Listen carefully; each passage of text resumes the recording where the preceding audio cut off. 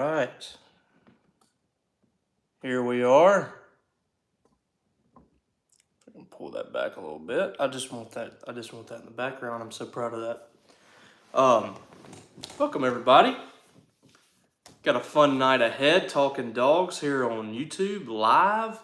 And if you've never been on one of these before, it's pretty simple. There's a little box on the right side. You can put your questions in, comments, jeers, whatever you want to talk, whatever you want to say over there. Put it in the space. We'll discuss it if I feel like it, and we'll talk plenty of Mississippi State sports here tonight on Talkin Dawgs. Again, if you've never been on here before, please drop in a subscription here. Go to my page, subscribe to my channel. Costs you absolutely nothing. Just helps me out and also notifies you when we have things like this. And it'll let you know when new videos pop in. I got press conferences that we bring in. We have reaction videos. We have this live chat. So plenty of things that are going on there. So if you don't mind, drop in a subscription. I appreciate it. All right, so pretty good week for Mississippi State, all things considered. I thought that everything was pretty positive for the Bulldogs as far as athletics is concerned. Mississippi State, how about the women's golf team going to the national championship? Just a dominant effort in their regional. And I think this is the fourth time maybe that they've been to that. Really cool. And I think that this team especially has an opportunity to really compete for a national championship. And that's saying something, because there's some really talented teams out there, but this is a legit national championship contender. Mississippi State has a great program, and that's definitely a team to watch, and a team that I think can compete for it all. Top 5 team, they showed it in that regional. Then you had men's basketball coming up with 2 really big transfers. Chris Jans, a lot of people have been saying, what's going on? What are you doing in the portal? Are you going to go get anybody? Is there going to be any kind of upgrade in talent from last year? And Chris Jans silenced that pretty quickly. Was looking for a guy that, because the goal in the end is to keep Tolu Smith for this season, and the staff feels really good about that. So they were looking for another opportunity to pick up a guy at center to go hand in hand with Tolu Smith. They went out and got a starting center in the Power 5 from West Virginia, and Jimmy Bell, a guy that was a really good rebounder last year, played on an NCAA tournament team. And I think that he's going to add a pretty good piece to Mississippi State's roster if they're able to keep Tolu Smith. You got Tolu Smith, and you got a guy that's a starter to Power 5 team right behind him coming into the ball game. Can't go wrong with that. So Jimmy Bell from West Virginia is Mississippi State's new backup center. Presumably, if you're able to get Tolu Smith. That was a big addition. And then we saw Chris Jans just pretty much shock everybody with the addition of Andrew Taylor from Marshall University. And that, it didn't really come from out of nowhere, because I thought Paul Jones was keeping everybody in the loop pretty well regarding Taylor. So it wasn't one of those deals where, nobody knew that this was coming. I think this was something that was kind of building a little bit over time. But to get a guy like this in is just huge. This is the guy that you're looking for. This was a piece that you're looking for to add to this roster from last year to this year. You're looking for more offense. And man, do you get it with this guy, Andrew Taylor. They just announced this afternoon that he was officially in for the Bulldogs. And I mean, listen to this. 110 starts for Marshall during his career, 1,600 points, 553 rebounds, 456 assists, 201 steals. A guy that can fill up a stat sheet across the board. He can defend, he can pass it, really good point guard, and he can score. 43% shooter during his career, 36% from three-point range. I mean, sign him up. This is exactly what you're looking for. 76% free throw shooter. I mean, you look at last year's roster, and how many times did we say last year, man, if they just had one guy that could knock down like 3 threes, like a guy that could you just know that you got to account for him. They had nobody like that. Teams would clog up the lane, and there was just nobody that you really could count on to come in there and hit the big shot. Here's a guy right here that can do it, and he can score from all three phases. He can get in the paint. And one thing that I think he really does well is he draws attention from the defense to open up opportunities for everybody else. And that's what I'm talking about. That's the guy you're looking for. That's the guy that opens up even more chances for Tolu Smith. That's the guy that opens up opportunities for Cam Matthews, for DJ Jeffries, for Shaq Moore. He's going to add so much to this offense. I don't know if you can truly quantify it right now, because I think a guy like that was needed so much last year that you didn't have that kind of guy. It really kind of defeated the whole offense. They weren't able to do much of anything on that end unless they were scoring inside. And now you have a guy that I think can help you in every phase of the offensive game and give you the defensive piece that Chris Jans loves so much. So just a tremendous pickup. This is going to have a trickle-down effect, I think, on the entire roster, and it really changes the scout for this team next year, I think. I really do believe this is a piece that's really going to change things for Mississippi State. So I'm sure we'll get some questions about that, but basically Mississippi State is done from a scholarship standpoint unless they get Jalen Sellers, who was a guy that visited last week from Ball State, another big offensive piece. If he comes in, you've got to make some room somewhere on the roster, and that makes things more interesting, but I think it does improve your roster from a scoring standpoint, and then you're just about set, just waiting on Tolu Smith, and that's the big one. I mean, that's the one we're waiting on. Can Tolu Smith return to Mississippi State? Because if he does, I think he's a bona fide SEC Player of the Year candidate. I think he makes Mississippi State an NCAA tournament team once again and a contender inside the SEC. So very important piece there, and I think Jalen Sellers could be as well. And finally, on this quick introduction, I say quick, we've been talking for over 7 minutes at this point. But the baseball team, I mean, how about that? Going on the road, we've left them for dead, and I'm the first person that will admit it. We've given them no chance, gave them no chance to win a game this weekend at LSU. Not only did they win a game, they won the series and had two fantastic endings from the offense in the Saturday game and the Sunday game. You come back Saturday, you get the win by scoring 6 runs late in that ball game after the game was tied up at 2. Sunday, you were down by 9 runs. You're about to get run ruled in that ball game. And everybody would have just been, ready to move on. I don't think it would have been just a huge blowback from that. It was what it was. Everybody was kind of expecting Mississippi State to get blown out. But you come back from 9 runs down, tie the ball game up, and in the top of the 9th inning, you get a big run to take the lead. I thought it was just a tremendous weekend for Mississippi State. It doesn't change everything that's happened already this year. It doesn't change the thoughts from the fans and the naysayers, but it's great to see that kind of fight for Mississippi State there. A group of players coming out, and I thought really fighting for themselves, having a lot of pride in Mississippi State, going out there and beating the number 2 team in the country. And for, as rough as LSU looked on the mound after Paul Skeens, this is still the number 2 team in the country. It's still the most talented offense in the country. When you look at it top to bottom, there's not an offense, in my opinion, that's better than this one. And Mississippi State was able to string together some innings where they pitched it really well. I thought Cade Smith was fantastic on Saturday. Gave him a chance to win the ball game, only gave up 2 runs and was really good, really battled. I thought Tyler Davis was outstanding against this offense. I thought Brock Tapper had a really good game on Friday against this offense, facing off against them.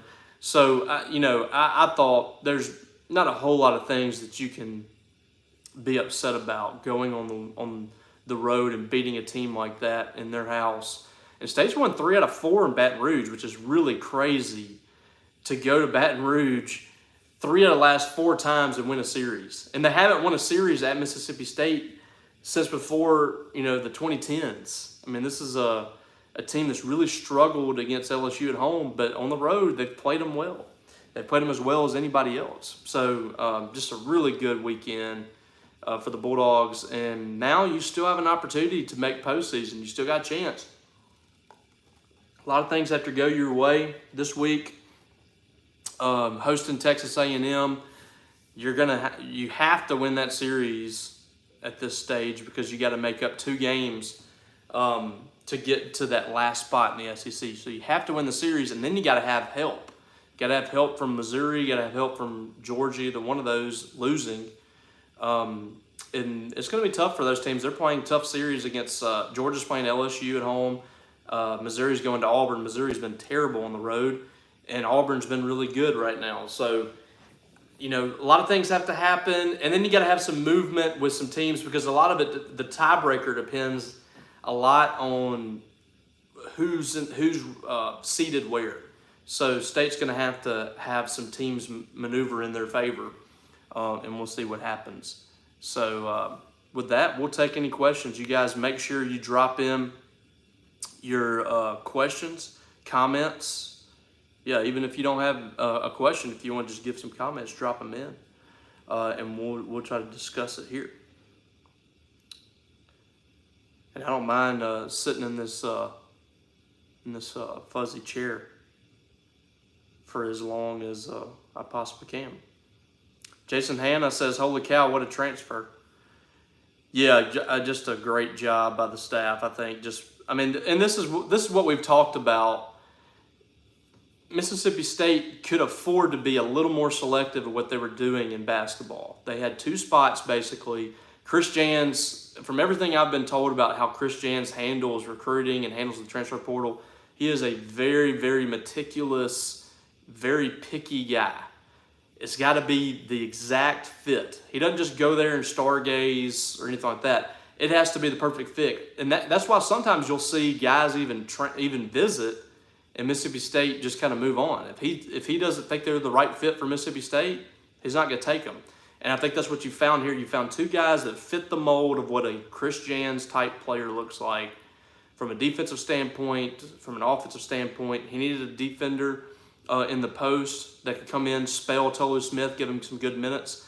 That's the guy. Jimmy Bell's the guy. Big physical guy, can rebound, can score in the paint, can defend. I think he's going to be a good fit. And then Andrew Taylor, of course, he checks every single box that Chris Jans wants. He's a dirtbag kind of guy that's going to get dirty. He's going to get on the floor, doesn't mind getting a bloody nose. He's going to score you some points. He's going to defend. He's going to pass it well. So just perfect fits there.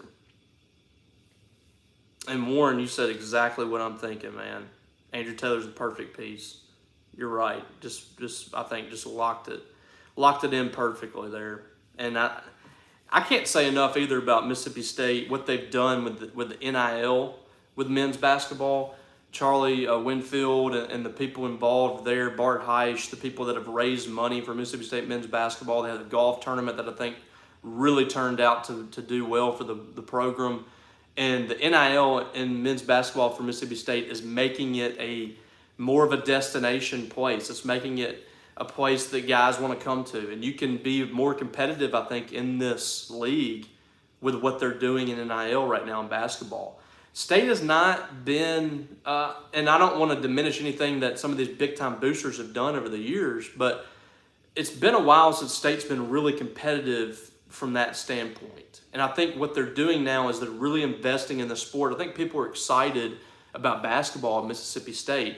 Women's basketball is probably one of the highest funded NILs in the country. I would say top 10. They're putting a ton of money in women's basketball because there's just not a lot of teams that fund it. But men's basketball as well. I think that's been one of the biggest improvements and one of the best things for Mississippi State in this NIL era is the basketball. I think it's done it's just been really good for State to kind of get rejuvenated in that sense. And I think that they're going to be a team that's going to be competitive as long as Chris Jans is here. And that's only going to grow the more he wins. Elvis Dog, Tyler Davis was unsung hero from Sunday going into A&M series. Will we still be short Gartman and Lofton? I'm not sure. I haven't heard anything on Lofton. It makes me think that he's probably done for the year. They've probably shut him down. I don't know what's going on with him. I don't think it's serious. I haven't heard anything, dire for him as far as, Tommy John or anything like that. I don't think that it's anything that serious, but you've been missing him. And that's a left-handed pitcher that I thought outside of walks was one of your better pitchers. I mean, if you look at his stats, he's one of two guys that's under a 4 under an average, a 3.08 ERA in 7 appearances, started 5 games. He only gave up 13 hits in 26 innings, 9 earned runs. The 28 walks are really high, but he struck out 43. He was one of those guys that you just couldn't hit. I mean, you might get on base with a walk, but it was really difficult to hit him. He gave up 3 extra base hits in 26 and a third innings. That's one of the best on the staff. I mean, that's right. That's the same number as Aaron Nixon, who's basically their closer, but he's thrown 8 more innings than Aaron Nixon. So I would say, per 9 innings, Bradley Lofton is probably the best at missing bats and missing barrels and not getting hit extremely hard. He's probably been the best on the team, and that they've missed that. They missed a guy that could come in there and give them some good innings like that. The walks were, like I said, were really high, but that's a guy that they've been missing for sure. And you mentioned Tyler Davis. I wanted to look at his numbers because a couple of weeks ago I thought he pitched really well too against Tennessee. He gave you a chance against Tennessee, 2 2/3. Gave up 1 hit, no runs, had 2 walks, 3 strikeouts. You had a chance to win that game because of what Tyler Davis did. And, in the last month and a half, hasn't pitched a ton. But Arkansas, he only got 2/3 of an inning out of him. But 3 out of the last 4 appearances against Grambling, Tennessee, and LSU, he's thrown 7 2/3 innings. He's given up 5 hits and no earned runs, no runs, period. So, I mean, the 4 innings he got against LSU was that saved him. I mean, without his performance yesterday, you don't win that ball game because he came in and finally shut them down. They'd scored 13 runs. Thought he did a great job. So hat tip to Tyler Davis. It's just a shame it's kind of coming this late, for him. I mean, he still has an 8.74 unearned average. The numbers are not great, but and 19 walks in 22 and 2/3. But 3 of the last 4 games he's been really good. And about Gartman, I don't know. He's been in and out. It seems to be kind of a persistent, nagging injury. I don't know what's going on, but it's definitely been a struggle. Drew, I just answered that above. Women's basketball's top 10 and probably in NIL. Richard, you asked about Bradley. Just talked about Bradley. Nate Dome, I don't know. He pitched the other day. I think it looked. I don't know if he got injured or what, but he did pitch the other day. He has been pitching the last couple of weeks. Just hasn't been super sharp. I think he's a little banged up. Something's up there with him. It has been since he went out of the game in the Auburn game. He came back and just hasn't been as sharp. 44 MSU, you were high on Marshawn early. Did you expect him to be as good as he is? I thought he was definitely capable. I mean, that's a guy who's just got a different kind of mentality. You can see that early on when you see these players. They kind of jump out at you. And you can see that with Dakota Jordan. You can see it with Marshawn. You can see it with Ross Highfield. They just have a different kind of swagger about them. And for Marshawn, he's one of those guys like he's just going to just grind out at bats. It's hard to strike out.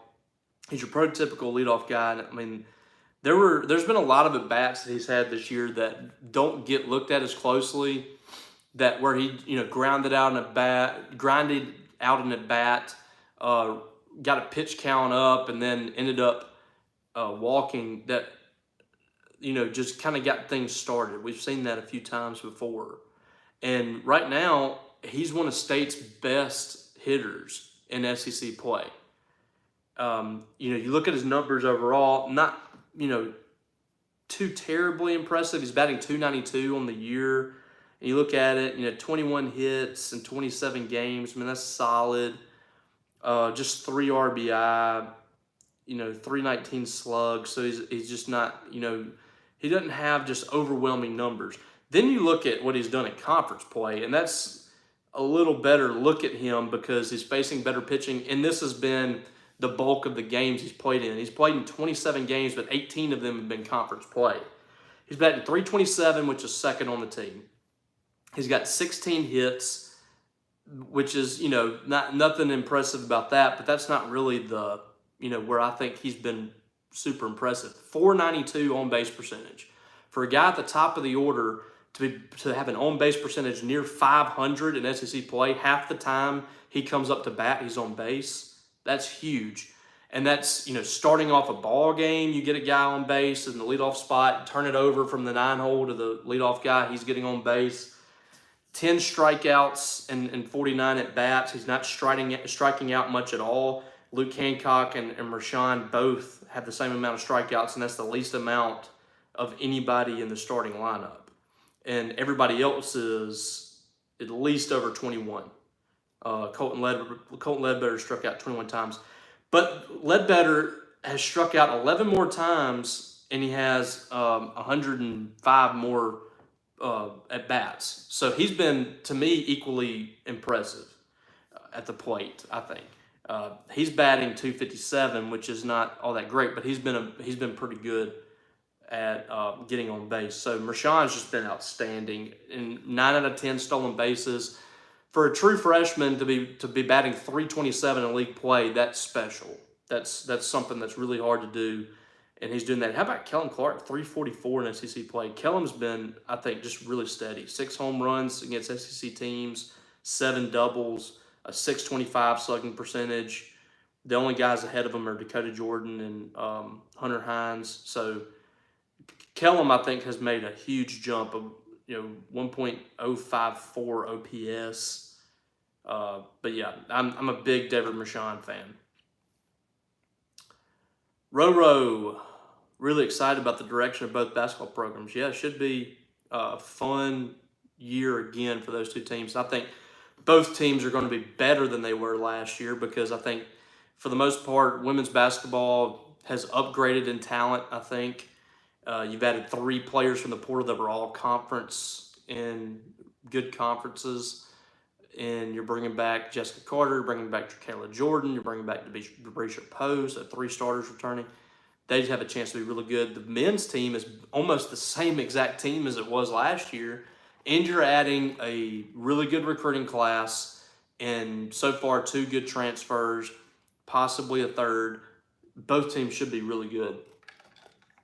I think both teams should be on the cusp of top 25 preseason. Tom T. Any shift in your opinion concerning Lamonis? What am I talking about? After this past weekend, I don't know. It's such a. We talked about this on the podcast, and you guys can check it out tomorrow or tonight whenever it's loaded. It's such a weird decision, and I know for a lot of people you would say, well, it's pretty easy, just fire Lamonis and move on with your life. But there's so many things that go into this decision. I mean, you have to factor in, who are you going to get? If you keep Lamonis, are you going to be able to get a top flight pitching coach? Can he turn this around? I don't know. I don't know what the decision is. I would hate to be Zach Selman. I think that's going to be a difficult decision. But, everything that I was hearing last week is how Mississippi State was trending with their play on the field. It was getting to be danger zone time for Chris Lamonis. I think that this past weekend shouldn't be something that makes or breaks a decision, but I do think showing the fight that they did, you probably catch yourself a little bit of a reprieve, and we'll see what happens. I mean, I don't think there's been any decision made one way or the other. I don't think anybody has had any conversations about, Chris Lamonis being let go or Chris Lamonis returning. I don't think that's been decided just yet. But as of today, I would say it was probably trending towards him returning, and we'll see what happens at the end of the season. We'll obviously know pretty quickly, I think, whether or not he's going to stay or go. Elvis, it's obvious that we need to sweep this weekend. Who do we need to pull for more, LSU or Auburn? Vandy's Arkansas series hurts us. I haven't really gotten into the tiebreakers. I know the tiebreaker scenario is head-to-head first and foremost, which Mississippi State doesn't have head-to-head with either team because they didn't play either one. And then if you're not in the same division, it's the win-loss record or how many wins you have over the top seeds in the SEC tournament, and it goes down from 1 to 12, 13, whatever. So it really just, I think we'll have a better view of that after a couple of games, and we start to lay out what the seeding is or whatever. Straight up, as we are going into the week, I don't think Mississippi State has the tiebreaker against either team. I could be wrong on that, but I don't know if they have the tiebreaker on either one as we stand today. The big thing is Mississippi State needs to win their games. If they win 3 games, they sweep A&M, which is asking a lot. Your chances are fairly good that you're going to get in the SEC tournament. It's just hard to believe that both Missouri and Georgia are going to be successful against Auburn and LSU. But, it'll start to really kind of show up in the next, in the first 2 games of the series, you'll start to really understand what State has to do. Hopefully they can get in. I would like to see this team get a shot to make a little bit of a run, just see what happens. It's tough to imagine State having 2 straight years without going to the SEC tournament. It's hard to do. Travis McCain, I was at the LSU series and was surprised at how small of a crowd they had at all 3 games. Alex Box is just okay to me. Yeah, it's, that was a little strange. LSU fans are a little finicky. They're kind of, sometimes they're up and down. You gotta win. I thought when I went to Tiger Stadium this year for football, it was right after the Florida State. It was 2 weeks after the Florida State loss, but their fans were not super, excited going into that ball game. It felt like they were ready to jump off the ship going into that fourth quarter before State fumbled it and kind of gave them life. It's one of those things, if you ever give LSU something to cheer about, you're in trouble. But, this weekend I was really surprised at that crowd, especially Sunday. It was really sparse there. And Alex Box, the new one is not the same as the old one. The old one had a different kind of atmosphere. I mentioned this on the board yesterday. I thought I was a little concerned State might have that with Duty Noble. They would lose a little bit of that flair, lose a little bit of that home field advantage with the, kind of making it a little more corporate. But this new stadium, it's just been on a different level. The atmosphere's been even better. We haven't seen that with the Alex Box. And I was not overly impressed with it when I went down in 2017 for the Super Regional. It just, the crowd was pretty hyped up for that one because you had a chance to go to Omaha, and I imagine they'll be like that in postseason play. But doesn't have that same dramatic flair to it. Doesn't have that same aura around it. It's a place you can go win. Elvis Dog, did we get an explanation on the base running blunder yesterday? I wasn't there to ask about that. I have no clue how that happened. The ball was clearly going to jump off the wall at least. The right fielder was playing it off the wall. He wasn't even. It didn't even look like it was going to get caught. So I don't know if it was just a straight up miss by Monty Larry, if he thought it was going to get caught or what, but it was a pretty big miss. State was lucky to get the lead there, but that was one of those things you look at it when it happened, and the first thought is this is LSU luck and this is Mississippi State luck all in one. You're like a couple of inches away from a 3-run home run, and instead, you don't even get a run out of it, and you have the bases loaded, and of course, Mississippi State is out on the next 2 at bats and can't score a run, and you just knew State was going to lose the ball game after that. Luckily, they were able to win it. Random Yoda, how much of our starting lineup is returning next year? Good question. You got, let's see, David Mershon should be back, Dakota Jordan, Ross Highfield, Hunter Hines, I'm trying to think, Kellen Clark's probably gone to, he's probably going to get drafted and signed. Colton Ledbetter's going to get drafted and signed. Monty Larry should be getting drafted and signed. We'll see what Slade Alford does. I can't get a read on him. There's been, some bad body language. I don't know if he's happy. I don't know if Mississippi State's happy with him. I mean, there's just so many things that go on there. So, yeah, at least 4 guys with Hunter Hines, David Mershon, Ross Highfield, and Dakota Jordan. And then Bryce Chance probably going to be in the starting lineup. That's been a guy that started a good bit. So you're going to have 5 guys that have been pretty regular starters or started a good bit of games this year that are returning. And then we'll see what happens with Lane Forsythe. I don't know what's going to happen with him. So, this should be a decent number. And then you got guys that are coming in. You got guys you can get out of the portal. So, Drew, any word on the 2 spots from Sam Purcell's staff? There's only 1 spot, and that's a video guy. That hasn't been announced yet. They're not filling the other spot. Jesse Brewer, Jordan was holding his right arm or shoulder after the game yesterday. Lamona said heat, stomach bug, but it looked like more. I don't know. I wasn't there.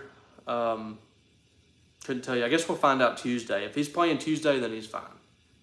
If he's not, then there's something else going on. 44, even with the state of the program, I doubt State can't get any very good, if not elite, pitching coach and evaluator. How enticing is State right now to a pitcher going to the portal?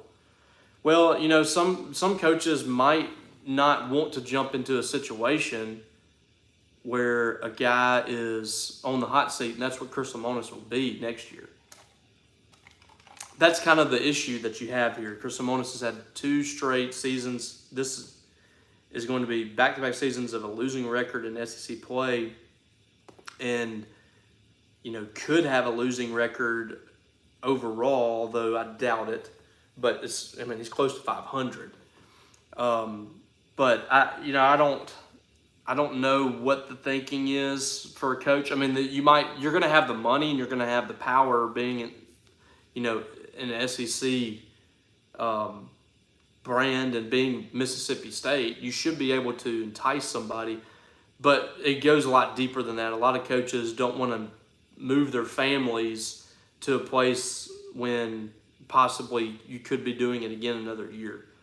There's a bunch of coaches that want a more stable situation, and this will not be a super stable situation right off the bat.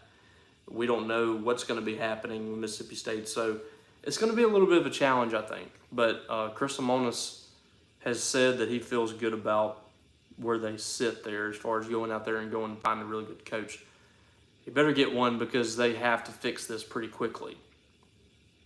And as far as a pitcher is concerned, you should be able to sell it. You got playing time immediately. You should be able to come in if you're a good starting pitcher. Should be able to come in and have a spot ready for you. So that's what, and they need to get a guy that's they need to get there's not going to be a Paul Skeens out there that throws 102, but they need to get a guy like that, and then they need to get an ace. You can get a guy just below a Skeens. Jay in Baltimore, I know the fan base has varying opinions on Lemonis, but I think the feelings and the vibe in the clubhouse is really important.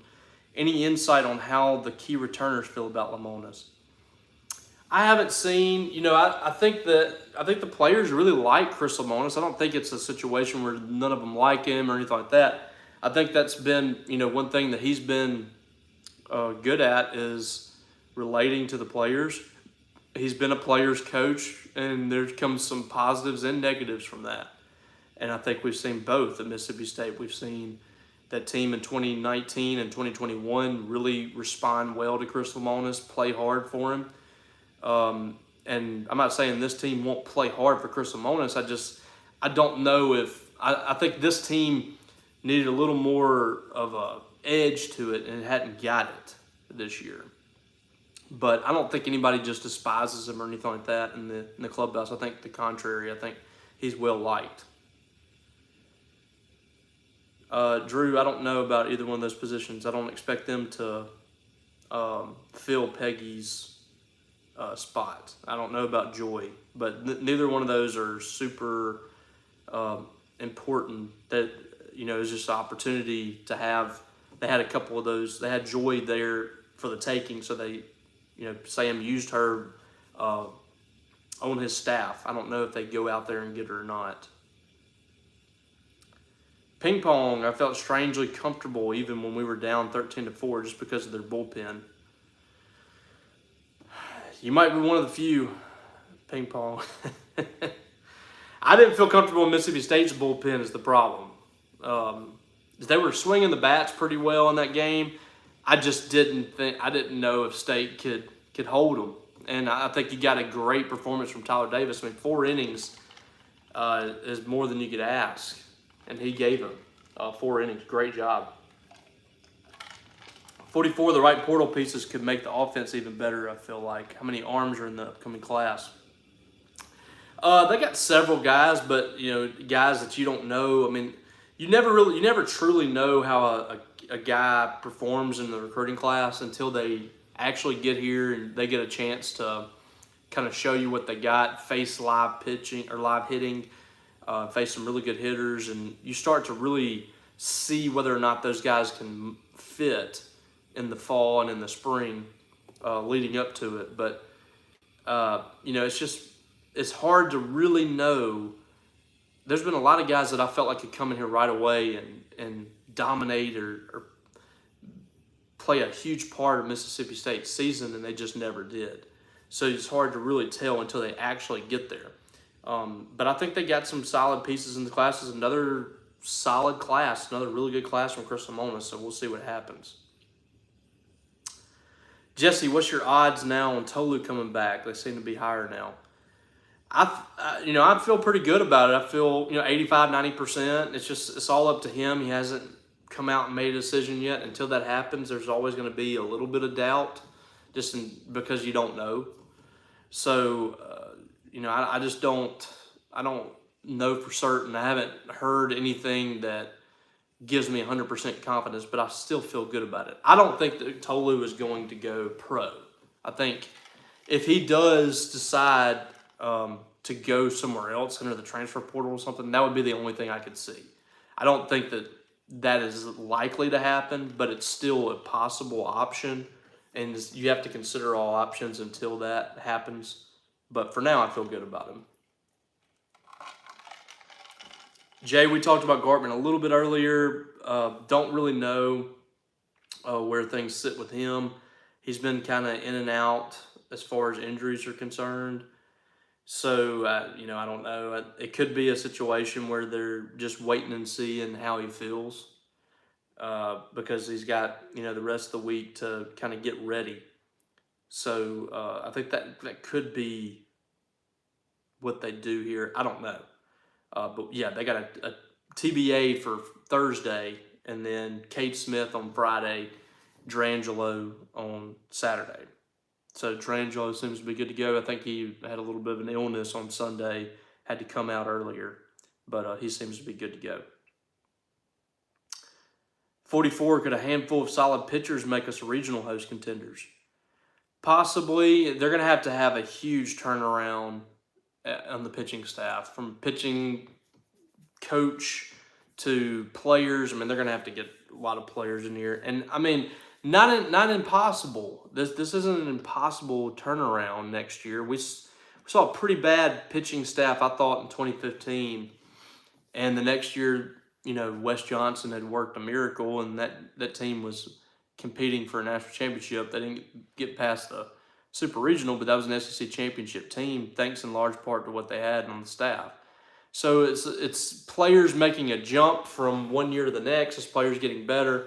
It's players developing. It's the guys coming out of the recruiting class that need them to be good. And you got to get some really good transfers in here. But there's got to be a big change from this year. I'm talking, you got to be 2-run to 2.5-run difference as far as the ERA is concerned. You're climbing up to 7 now. This is a historically bad pitching staff, and they've got to make a huge jump in the offseason to make a change there. Let's see what the updated. They're at 6, 8, and 9 earned run average. So this week they have a chance to be the all-time highest ERA in Mississippi State history.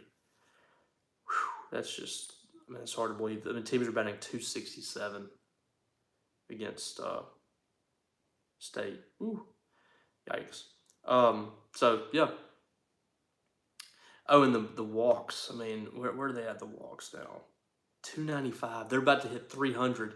So they're about to be the second team in MSU history to have 300 walks. Ooh. Yeah, only up from here is right. Jay, big difference in the efforts from OM and MSU last week, and looks like the Rebels quit on Bianco against Auburn. Could be. They're encountering the exact same thing State went through last year. Best arm on the team gets hurt. Can't handle the blowback or whatever from the national championship. They're going through the same exact thing. They have an even bigger offseason because I didn't think that this was a very good team last year until they got hot in the postseason. They were going to fire Mike Bianco. So, that just kind of masked their issues. And now, you just gave him this big raise. You're kind of stuck with him. So, yeah, they're in trouble too. Both teams have got to find some big pieces in the offseason. They're losing, first-round draft pick at shortstop. They're losing some other. Kemp Alderman is gone. They're losing some pieces. 44. How many one-run losses have we had? I don't know. I would say probably less than the run rules that they've had in conference play. They've had 6 run rules in the SEC. They've had 1. Sorry, I'm just scrolling through here. 2, 3, 4, 5. They've had 5 one-run losses and 6 run rules. So it's been a mixture of both. Jay, what did you think of Lamonis walking Cruz and Tommy Tanks load the bases? Ballsy, but 100% the right call. I thought it was a great call. You had 1 out to get. You might as well go after a guy that had been struggling a little bit. You don't allow those 2 to beat you. You had 2 open bases. First and second had nothing to do with the game. The only thing that it did was force Mississippi State to throw strikes. Because you can't walk a guy or hit a guy right there. And I think he fell behind 2-0 in the count, which Nixon was steadily falling behind guys, but he bared down and was getting them too. But I thought that was absolutely the right call. A lot of coaches would have faced those guys because they didn't want to be in that situation.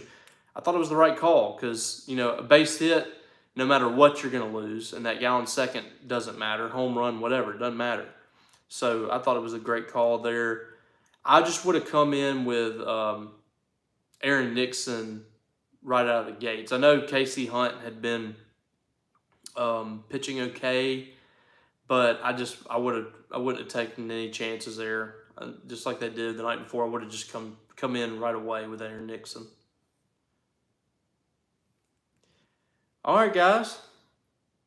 Good talk. Good talk. We had a lot of baseball talk in here. Um, and again, good week for Mississippi State. Women's golf, basketball transfer portal, women's basketball portal last week had some big names come in. Baseball gets a great weekend at LSU. Men's golf, I believe, is up by, I didn't see the latest stats, but I think they had, 4 or 5 stroke lead in that, in their regional in day one. So once again, you have another team that has a chance to get to a national championship possibly with the men's golf. So we'll be keeping an eye on that. Thanks again, guys. Had a good talk, like we said. Subscribe to this channel if you aren't already. We'll have these every week, and make sure you're subscribed over there at 247 with us as well. Check out what we got going on. Tons of things to talk about right now. We got baseball talk that's just been commanding the message boards for a couple of months. Football talk is still going on. We got the off season about to pop off. Recruiting is starting to really emerge from Mississippi State. I think State's got a big summer ahead with some recruits, so you want to check that out as well. And then basketball, I mean, the transfer portal thread we have over there is insane. I think we're coming up on 400,000 views on that. So come check all that out. We have a great community of fans over there, great staff that provides really good content for fans as well. So come check us out and see what we got over there. All right, guys, appreciate y'all. We'll check you guys out next week with another Talkin Dawgs. I'll probably check in later this week maybe to close out the regular season of baseball with a reaction, and we'll be there this weekend too at Duty Noble for Mississippi State and Texas A&M. Hope to see you there, and we'll catch you down the road.